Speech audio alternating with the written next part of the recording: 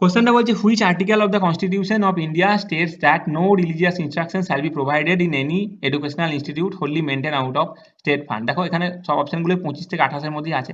তাহলে আর্টিকেল 25 থেকে 28 হচ্ছে right two freedom of religion. 25 আমরা এতক্ষণ আলোচনা করলাম, 26ও বলেছি, 27ও বলেছি। এবার তাহলে দেখা যাক 28টা কি বলছে। 28টা বলছে যে no religious instruction shall be provided in any educational institution wholly maintained out of state fund. এটা কত? এটা হয়ে যাচ্ছে তোমার আর্টিকেল 28। ঠিক আছে, এখানে বলছে যে যে ইনস্টিটিউশনটা টোটালি মেনটেন্ড হয় স্টেট ফান্ড থেকে, wholly maintain out of state fund, সেখানে কোনো রকম রিলিজিয়াস ইনস্ট্রাকশন এর কোনো রকম যদি কোনো এডুকেশনাল ইনস্টিটিউট থাকে যেটা পুরোপুরি স্টেট ফান্ড থেকে মেনটেন করা হয়, wholly maintained out of state fund, তাহলে সেখানে কোনো রিলিজিয়াস ইনস্ট্রাকশন দেওয়া যাবে না, এটা বলছে। তার মানে কোনো একটা এডুকেশনাল ইনস্টিটিউট সেখানে সেটা যদি পুরোপুরি স্টেট ফান্ডের দ্বারা নিয়ন্ত্রিত হয় তাহলে সেখানে কোনো রকম রিলিজিয়াস ইনস্ট্রাকশন দেওয়া যাবে না। এটা কে বলছে? আর্টিকেল 28 বলছে। তাহলে wholly maintain out of state fund এরকম যদি ইনস্টিটিউশন থাকে তাহলে দেওয়া যাবে না। আচ্ছা আচ্ছা, যদি এরকম কোনো থাকে যে একটা ধরো ইনস্টিটিউশন আছে, সেই ইনস্টিটিউশনটা ধরো স্টেট অ্যাডমিনিস্টার করছে, স্টেট ধরো অ্যাডমিনিস্টার করছে, কিন্তু এস্টাবলিশ করেছে অন্য কোনো ট্রাস্ট করেছে ধরো, তাহলে সেক্ষেত্রে কি রিলিজিয়াস ইনস্ট্রাকশন দেওয়া যেতে পারে? হ্যাঁ, তাহলে সেক্ষেত্রে রিলিজিয়াস ইনস্ট্রাকশন দেওয়া যেতে পারে। আচ্ছা ধরো একটা ইনস্টিটিউশন আছে, সেটা স্টেট শুধুমাত্র রিকগনাইজ করে রেখেছে যে হ্যাঁ একটা এরকম আছে, যে এটা রিকগনাইজড বাই দ্য স্টেট, ঠিক আছে, তাহলে সেক্ষেত্রে কি রিলিজিয়াস ইনস্ট্রাকশন দেওয়া যেতে পারে? হ্যাঁ, দেওয়া যেতে পারে, ভলেন্টারি বেসিসে দেওয়া যেতে পারে। আচ্ছা, যদি হোললি নয়, মানে wholly out of state fund না বলে শুধু যদি বলা হয় একটা ইনস্টিটিউট আছে, সে স্টেটের কাছ থেকে এড পাচ্ছে, একটা institute is receiving aid from the state, তাহলে এক্ষেত্রে কি রিলিজিয়াস ইনস্ট্রাকশন দিতে পারে? হ্যাঁ, এক্ষেত্রে রিলিজিয়াস ইনস্ট্রাকশন দিতে পারে ভলেন্টারি বেসিসে। ঠিক আছে, আচ্ছা এই কোশ্চেনটা দেখো, which article of the constitution of India states that no citizen shall be denied admission into any educational institute maintain by the state on receiving aid out of state funds on grounds only of religion, race, caste, language or any of them? আচ্ছা, article 26, 27, 28 আমরা এতক্ষণ ধরে দেখে নিলাম। 26, 27, 28 কি বলছে আর আমি বলছি না। আর্টিকেল 29 এখানে যে অপশনটা আছে সেটা আর্টিকেল 29 কি হচ্ছে? এটা protection of interest of minorities এর কথা বলে। এটা বলছে যে কোনো মানে কোনো সিটিজেনের কোনো একটা সেকশন অফ দ্য সিটিজেনও যদি হয়, হ্যাঁ, any section of the citizen, যে তারা যদি ইন্ডিয়ায় থাকছে, এবং তাদের যদি কোনো একটা ডিস্টিংক্ট ল্যাঙ্গুয়েজ থাকে,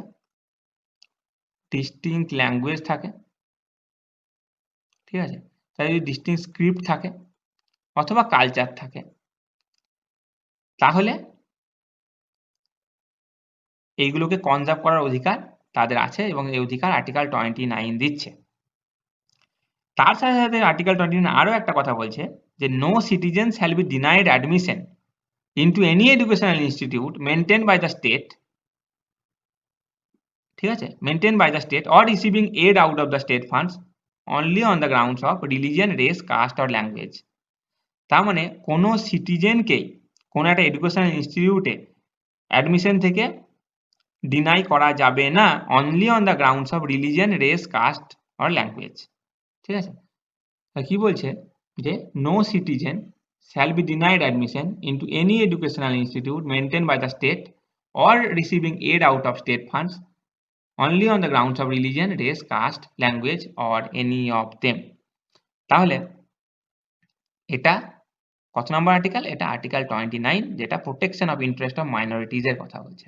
ঠিক আছে, এটা আর্টিকেল 29। আচ্ছা, এই কোশ্চেনটা দেখো, এই কোশ্চেনটা বলছে which article of the constitution of India gives a working definition of the Indian state। আচ্ছা, এখানে দেখো অপশন অনুযায়ী 10 আর 11 কি হবে?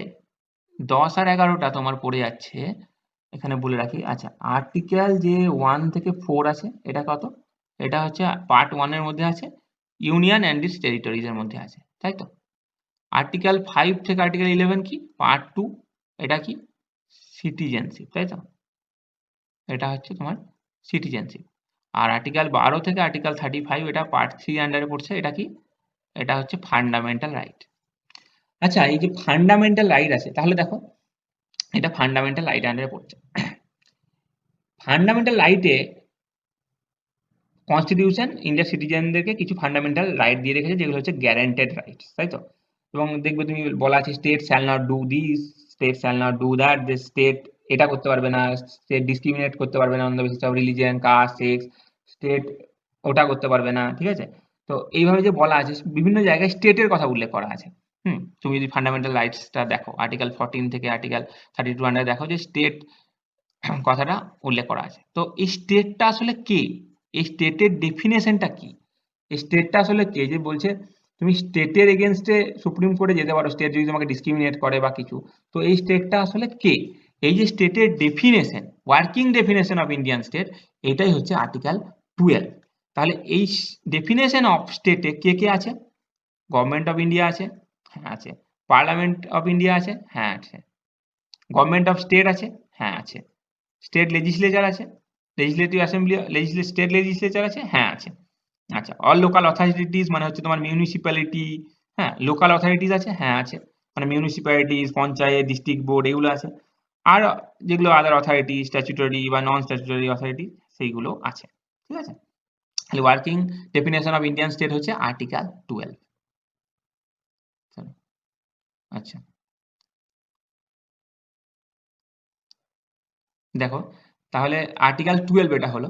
এখানে তোমাকে আমি আর্টিকেল 13 এর কথাটাও একটু বলে রেখে দিই, যে আর্টিকেল 13 বলছে যে laws which are inconsistent with the fundamental right.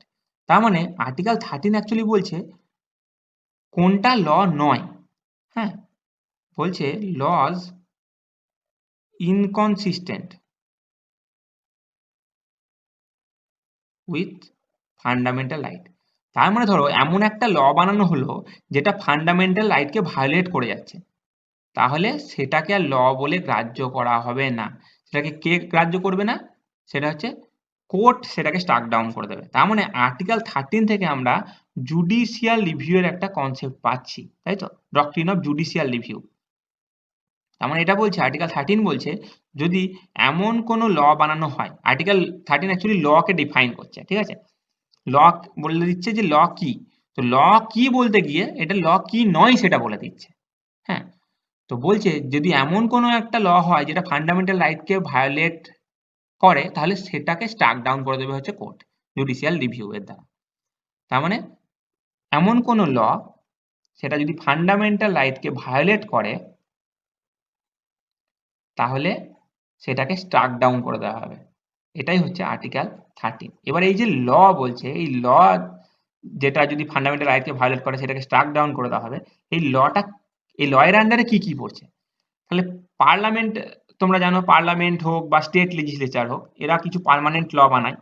Parliament হোক বা স্টেট লেজিসলেচার হোক, এরা কিছু ল বানায়, সেগুলো পড়ছে, হ্যাঁ সেগুলো পড়ছে। আচ্ছা, যখন পার্লামেন্ট বা স্টেট লেজিসলেচার বন্ধ থাকে, তখন দেখবে তুমি প্রেসিডেন্ট বা আমাদের গভর্নর অর্ডিন্যান্স জারি করে, অর্ডিন্যান্স। তাহলে এই অর্ডিন্যান্স এমন ধরো একটা কিছু বানিয়েছে, সেটা ধরো ফান্ডামেন্টাল রাইটকে ভায়োলেট করছে, তাহলে কি সেটা স্ট্রাক ডাউন করা যাবে? হ্যাঁ করা যাবে। তার মানে অর্ডিন্যান্সও ল এর আন্ডারে পড়ছে। পার্লামেন্ট যে ল বানাচ্ছে সেটা পড়ছে। হ্যাঁ, যে আমাদের অর্ডার গুলো দেয় এক্সিকিউটিভরা, অর্ডার, বাই ল, ঠিক আছে? এইগুলোও কি ল এর আন্ডারে পড়ছে? হ্যাঁ পড়ছে। তার মানে এই এমন কোনো যদি কোনো ধরো অর্ডার দিল এক্সিকিউটিভ, সেটা হচ্ছে ফান্ডামেন্টাল রাইটকে ভায়োলেট করছে, তাহলে সেই লটাকেও, তাহলে সেই অর্ডারটাকেও স্ট্রাক ডাউন করা যাবে বাই দ্য কোর্ট, ঠিক আছে? তার মানে এইগুলো হচ্ছে ল এর আন্ডারে পড়ছে। তার মানে আর্টিকেল 13 ল কে ডিফাইন করছে, এবং ল কে ডিফাইন করতে গিয়ে নেগেটিভ সেন্সে ডিফাইন করছে যে কোনটা ল নয়। তাহলে বলছে এমন পার্লামেন্ট বা স্টেট লেজিসলেচার এমন কোনো একটা অ্যাক্ট বানালো বা এমন একটা ধরো অর্ডিন্যান্স বানালো বা এমন কোনো অর্ডার দিল যেগুলো হচ্ছে ফান্ডামেন্টাল রাইটকে ভায়োলেট করে যাচ্ছে, তাহলে সেটা ল হিসাবে গণ্য করা হবে না। ফার্দার এই আর্টিকেল 13 এটাও বলেছিল যে এটা কনস্টিটিউশনাল অ্যামেন্ডমেন্ট কিন্তু ল নয়, কনস্টিটিউশনাল অ্যামেন্ডমেন্টকে ল বলা হয়নি। এবার ল যদি বলা না হয় তাহলে কনস্টিটিউশনাল অ্যামেন্ডমেন্ট করে তার মানে আমি কনস্টিটিউশনাল অ্যামেন্ডমেন্টকে চ্যালেঞ্জ করতে পারবো না। কিন্তু এই যে ব্যাপারটা, এটাকে রেকটিফাই করা হয়েছিল 1973 কেশবানন্দ ভারতী কেসে। এটা বলা হয়েছিল যে না, কনস্টিটিউশনাল অ্যামেন্ডমেন্ট যদি ফান্ডামেন্টাল রাইটকে ভায়োলেট করে দেয় তাহলে সেটাকে চ্যালেঞ্জ করা যাবে কোর্টে, ঠিক আছে? তাহলে সেটাকে চ্যালেঞ্জ করা যাবে। কিন্তু আর্টিকেল 13 প্রথমে এমনি ডিক্লেয়ার করে রেখেছিল যে কনস্টিটিউশনাল অ্যামেন্ডমেন্ট ল নয়, কিন্তু পরে কেশবানন্দ ভারতী জাজমেন্টে এটা ক্ল্যারিফাই করে দেওয়া হয় যে হ্যাঁ, যদি এমন কোনো কনস্টিটিউশনাল অ্যামেন্ডমেন্ট ফান্ডামেন্টাল রাইটকে ভায়োলেট করে তাহলে সেক্ষেত্রে সেটাকে চ্যালেঞ্জ করা যাবে কোর্টে। আচ্ছা, এখানে তোমাকে আমি একটা কথা বলবো বলে তখন বলা হয়নি, এটা আমি বলে দিই। সেটা হচ্ছে তোমার রাইট টু প্রপার্টি নিয়ে। আচ্ছা, রাইট টু প্রপার্টি নিয়ে একটা কথা যেটা তোমাকে বলার, সেটা আমি তোমাকে আগে বলা হয়নি, এটা এখন আমি তোমাকে বলে দিচ্ছি। যখন বলবো বলেছিলাম, এই যে রাইট টু প্রপার্টি যেটা আছে,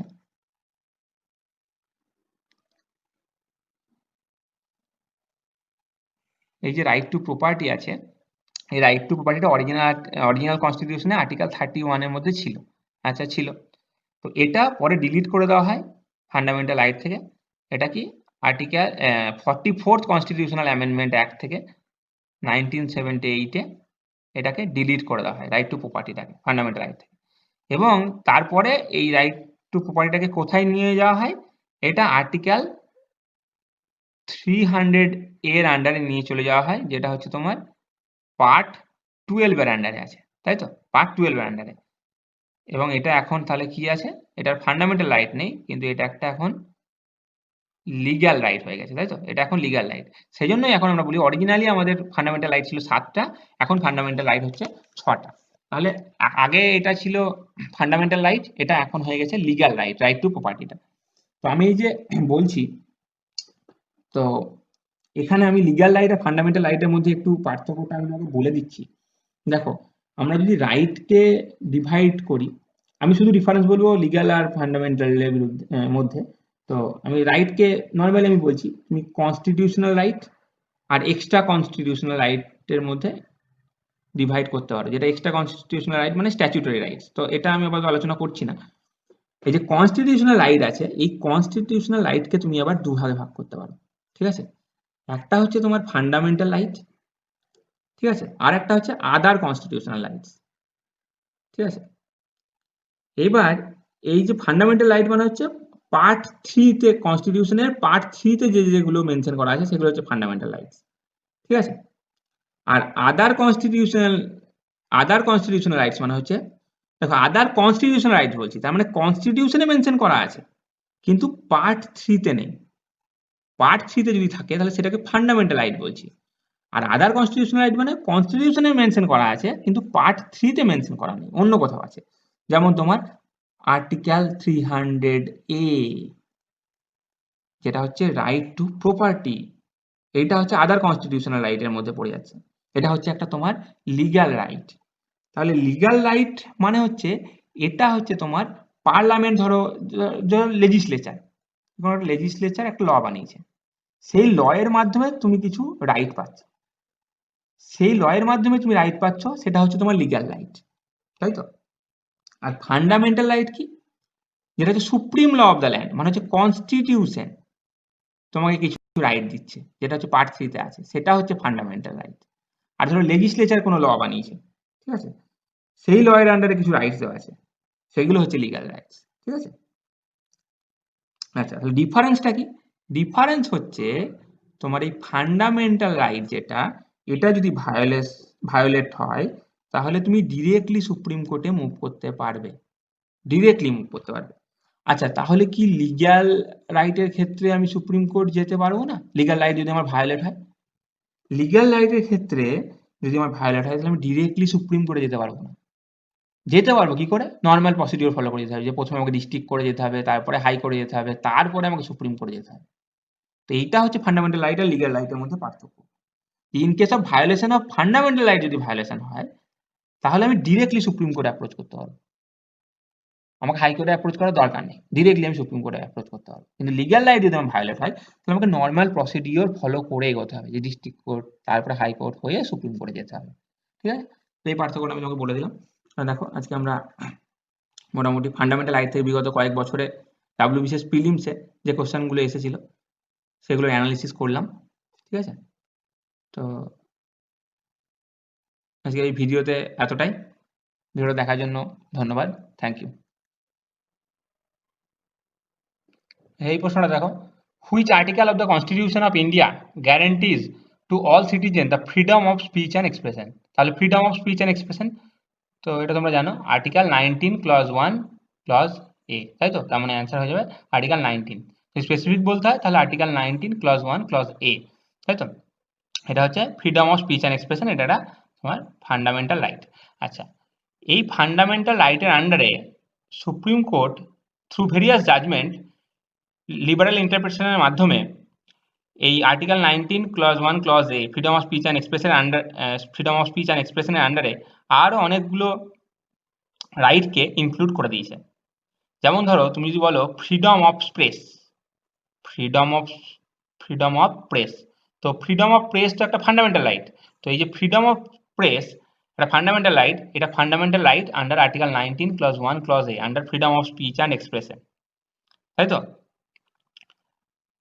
আবার তুমি যদি বলো যে right against tapping of telephonic conversation, right against tapping of telephonic conversation, তার মানে যদি টেলিফোনের কনভারসেশনকে ট্যাপ করা হয় তাহলে এটা কিন্তু ফান্ডামেন্টাল রাইটের ভায়োলেশন বলে ধরা হবে, তাই তো? তাহলে এটা যে ফান্ডামেন্টাল রাইটের ভায়োলেশন ধরা হবে, তার মানে এটা হচ্ছে under article 19 clause 1 clause a. তারপরে তোমার freedom of silence, freedom of সাইলেন্সটাও তোমার একটা তোমার fundamental right under this article 19 clause 1 clause a, তাই তো? তো এইগুলো হচ্ছে supreme court through various judgement এই রাইটগুলোকেও আর্টিকেল 19 ক্লজ 1 ক্লজ এর আন্ডারে এনে দিয়েছে। তো আর এইগুলো তোমাকে আমি আগেই বলেছি যে আর্টিকেল 16টা হচ্ছে তোমার equality of opportunity in public employment, তাই তো? আর্টিকেল 17টা কি? Article 17 talks about abolition of untouchability, তাই তো? আর আর্টিকেল 18টা কি? 18টা হচ্ছে অ্যাবলিশন অফ টাইটেল।